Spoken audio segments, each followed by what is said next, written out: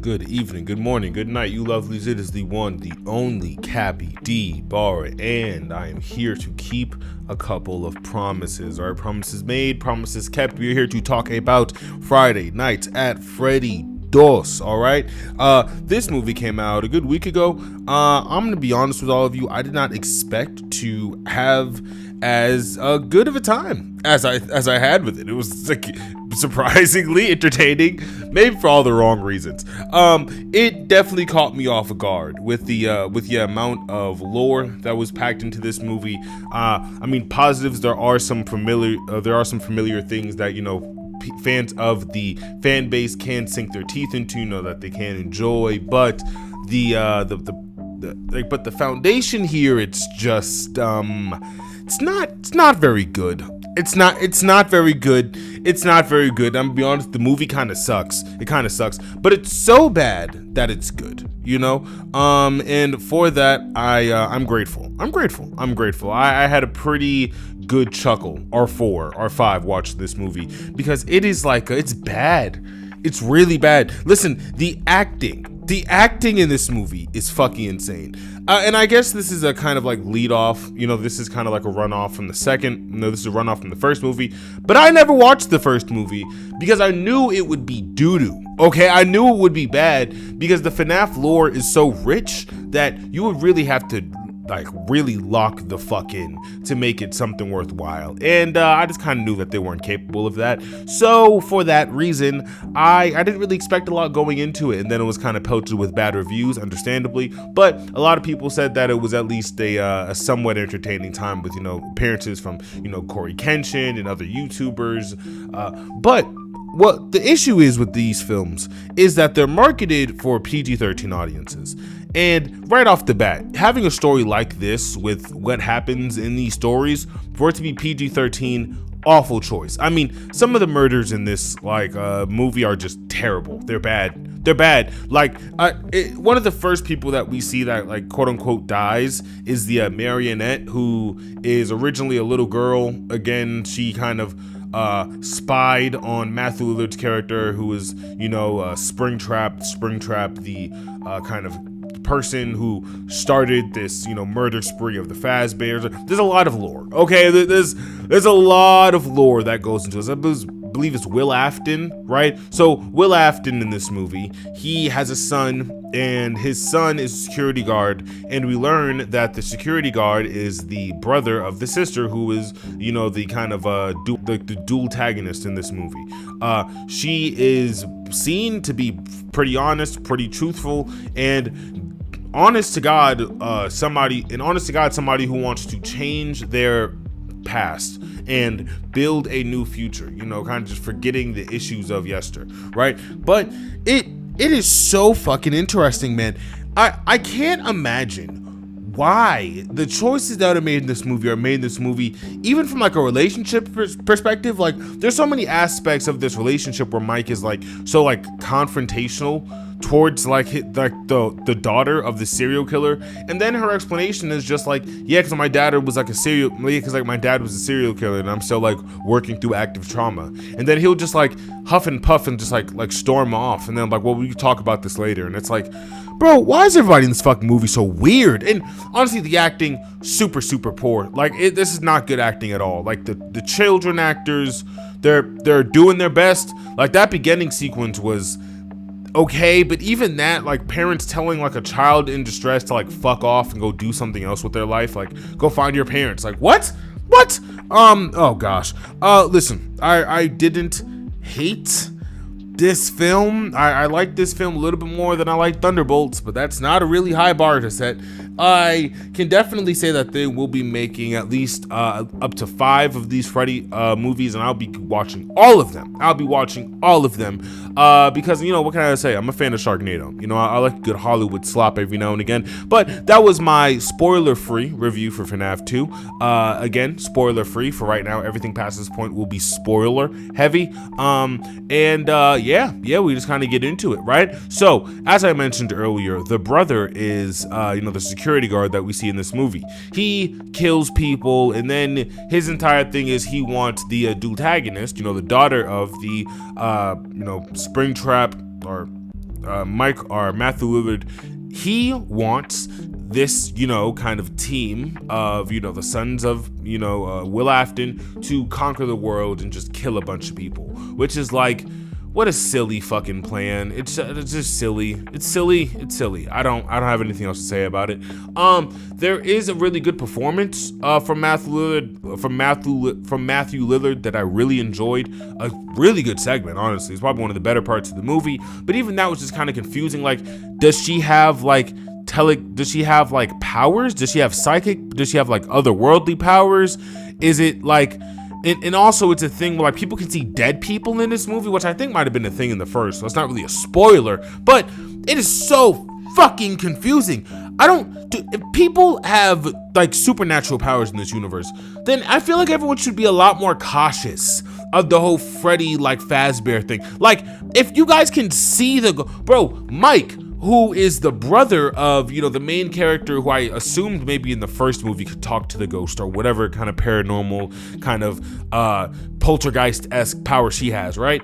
Mike can see like dead children at the end of this movie. And in my mind, I'm like, so does this mean that they can just make themselves appear to anybody? So why the fuck is anyone celebrating this Fazbear shit? Like, all you have to do was like, call the fucking pizzeria's bluff, go there, and then next thing you know, you're fucking haunted. Like, you're clipped. Like, oh my gosh. Like, I just don't understand how the powers work in this movie. Also, there's something with like a receptor. Like, the entire point of this movie, why Chica is allowed to, roam freely, and even the kind of end game scene that we get at the end of this movie, it's all because of a proximity receptor that Will Afton or somebody who made the robots put into the robots, which is like, what? Like, what? Why the fuck would somebody put that there? What, for like birthday parties or something? That's the only thing I can headcanon. I can headcanon maybe they wanted to like throw like birthday parties at like children's houses and shit like that. Maybe, or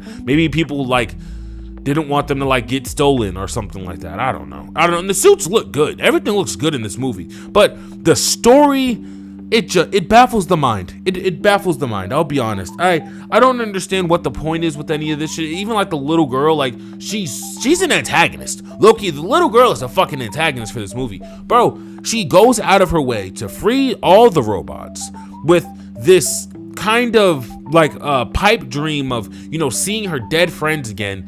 And this fucking brother, bro, he doesn't think to tell or explain like the ebb and flow of like the universe to this little girl, and understandably so. It's very complicated, but like even a simple what death and what life is, because those characters in those animatronics that are supposed to be good kids or corrupted children, corrupted souls, unrested souls, those people are not alive.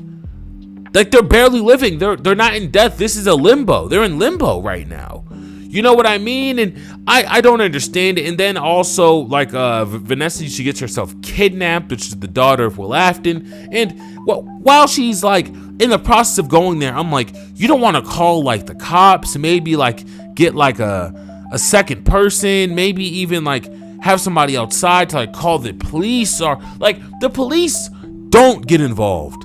And I don't know, maybe it's like, oh, well, that place is haunted or something like that. But even then, am I supposed to think that, like, however many kids like Will Afton clipped over the years, eventually when they found their animatronics, by the way, just a shit ton of animatronics in this film. Like the marionettes in animatronic, that's an entire thing with the Fnaf lore. There's like also no Golden Freddy, which is like interesting to say the least. That's interesting. There's also no Springtrap animatronic, which again, it's not that interesting, but it's something to think about for sure. Just a lot of missing pieces. Like, there are dual Freddys, there are like dual Foxies, and like it's kind of reminiscent of the games, but I think a lot of people could agree that people wanted something different. And people shouldn't be upset and people shouldn't be put down for wanting new things, for wanting different things, right? That's why Marvel is in the place it's in right now, because I want to redo the trilogy instead of giving people something new.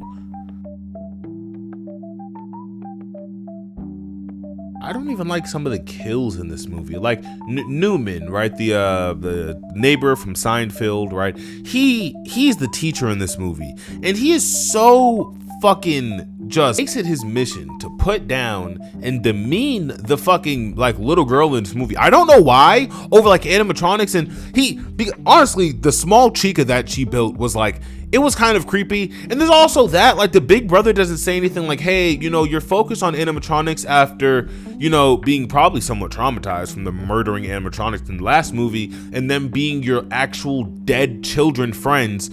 I feel like maybe you shouldn't take an interest in something that could trigger these emotions in you. He doesn't say anything about that. He's like, all right, well, I gotta go to work. All right, well, I got a date. All right, well, I gotta go see the buddies at the bar. It's like, nigga, you're awful. You are such an absent fucking, like, you're such an absentee guardian, right? It's sick. It's sick, bro. He's so fucking, like, just not here for so much of the movie. If he was around at least 5 minutes more, half of this movie doesn't happen. Half of this movie doesn't happen. He goes across town to get update on Will Afton murdering kids. Like, and it's such a stupid fucking idea. He goes, oh man, you know, like, I heard that Will Afton kills people. Like, is that true? You fucking idiot. Duh. Like, were you here for the first movie? Oh, whatever. So obviously the parent who was like, you know, mourning the loss of their child says, yeah, it was true. It was awful. You know, and ironically, it's the dad, you know, who is the ironically, it's the dad of the daughter who got stabbed in the prelude to this movie, right? With the marionette, et cetera, et cetera. What the dad says is, I have a music box. This music box is going to relax my child, or was supposed to relax my child, but, you know, she's trapped at Freddy Fazbear now. It seems like this entire town has some kind of knowledge of, like, the paranormal activities at, like, Fridays and Nights at Freddy's. Why don't they just tear it down? Whatever. That's probably a question that's been asked a bunch of fucking times. So what we will be talking about next is just a lot of the plot.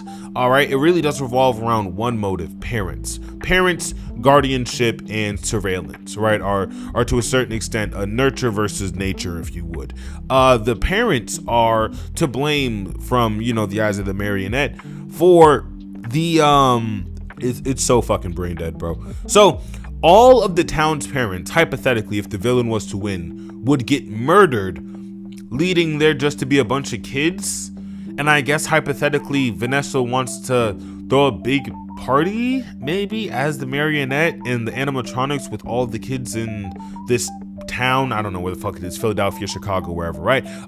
That's supposed to be happening without any of the parents. And that's like, that's her that's her mega plan. That's her ultra plan right there, which is, it's interesting to say the least. It's bad. It's bad. Listen, wanting revenge against all parents, it's just stupid. It's a stupid motive. And again, like, because this movie is PG-13, there isn't a lot of, like, real good, like, gore or body horror in this movie like there really should be for Fnaf film, right? Live action, practical effects, real world budget. It's like, I don't know, man. I don't know. I'd much rather fucking watch compilations of Fnaf 1 than this shit. I'm serious. Like, this fucking movie stinks. It stinks to high heaven. The acting is terrible. But, you know, some of the pretty cool things are honestly just the visuals. The animatronics look good. There are some kind of, like, decent, like, now you see me, now you don't, like, kind of effects where it's like, it's fine, it's whatever. But this wasn't a very good movie. Even, like, as I said, the ending with, you know, like Vanessa or Charlotte, whatever the fuck her name is, right? She ends up getting kidnapped by the animatronics, right? And, you know, when Mike finds her, he isn't like, how did you get here? Like, you know, like, oh my gosh, is everything okay? Are you safe? I think he asked that. But his first question is like, where is Abby? And it's like, nigga, you are fucking insane. Clearly this woman has more of a connection to the fucking animatronics than you or your little sister. So I'm gonna need you to use your fucking big boy brain and start actually applying some shit. Maybe you take that funky ass mask that you used the first time to shut down the servers or whatever the fuck that scene was, where he used the mask to code himself from the fucking animatronics. Whatever. I'm not gonna speak on that for too much, right? He is completely oblivious to the idea when this movie's over that he might need her again for more understanding on these fucking animatronics. After that, how the fuck does this movie even end again? After Mike kind of just leaves this girl for dead, right? Essentially, that's practically what the fuck he does. He's like, hey, I don't want to talk to you. I don't want to see you anymore. Even though she was partially like responsible for ensuring the safety of your sister. Super insane choices happening here right now. He leaves this woman alone. And I don't even really understand how the fuck they defeated the marionette. I think it was like with music, or I think the animatronics like ripped them up or something. The idea is that the animatronics got ripped up from the other animatronics and the system started failing. So the ghost kids came out, and as I was speaking about earlier, everyone can see the ghost. The ghosts are like the ghost kids that have killed people in previous movies, like, hey, are we going to heaven? And everybody in my audience winced visibly, because no, you niggas are not going to heaven because you're murderers. Whatever, that's another conversation for another day. I really tried to understand the ending of this when the marionette went into Vanessa or Charlotte, whatever the fuck her name is, instead of the brother. Because the idea is that the Michael Afton, you know, the security guard, as I said, you know, the son of Will Afton, he is supposed to be the Purple Man in the lore of this film. And I don't know if he runs off. I don't know if he gets like knocked out. I don't know if he like dies. I really can't remember. But he's supposed to come back, and he is supposed to kind of be like a figure in this. Like, he is supposed to be reanimated, and with his reanimation, it's like, oh, Freddy Fazbear is back up and running, business as usual. And then like 2 weeks passes by, and his body starts decaying because again, he's dead, animatronic, marionette. It's a whole thing. And I guess that's another thing. Are we gonna do a purple woman now? Because the marionette isn't that marionette supposed to be puppeting the purple guy? Wow. All right. You know what? As I said, there's so much lore that goes into this. It'll really fucking spin your head around if you let it. But there being an end game and an Aunt May am I gonna die scene in this fucking movie, which is just insane. It's a lot. And as I said, it was entertaining for all the wrong reasons. I had a perfect amount of time with this. And when they said that all the systems were failing and that the children ghost may die through the animatronics, I said good, because this movie needed to end. It needed to end 30 minutes shorter than what the fuck it did. Okay. Yeah, but Mike's a fucking idiot, and his incompetence, his negligence led to his traumatized sister going through everything that she had to go through in this movie, and his could-be wife/girlfriend/baby mama being haunted and possessed by a marionette who may or may not make the purple guy. But hey, who knows? So that was FNAF 2, and that was my spoiler and spoiler-free talk. That was my spoiler and spoiler-free rant session about it. If you guys enjoyed it, leave some comments below. I hope everyone had a good one, at least, somewhat like catching it. But if you didn't, hey, maybe we'll do better in the next one. All right, FNAF 3 is gonna be a banger. All right, that's a guarantee. All right, this is your boy Cappy. All right, I do not have anything else going up today. We do got some stuff for AEW Dynamite going up tomorrow. So as I always say, all right, stay tuned, stay safe, stay beautiful. All right, peace.